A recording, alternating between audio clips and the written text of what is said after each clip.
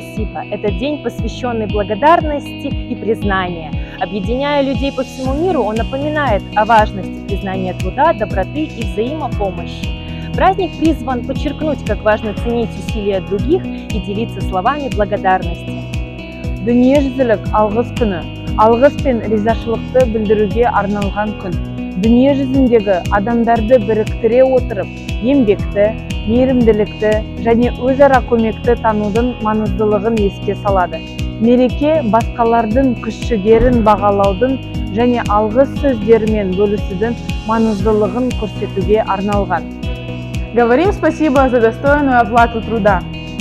Қолайлы жұмыс жағдайлары үшін рахмет айтамыз. Говорим спасибо за лучший коллективный договор.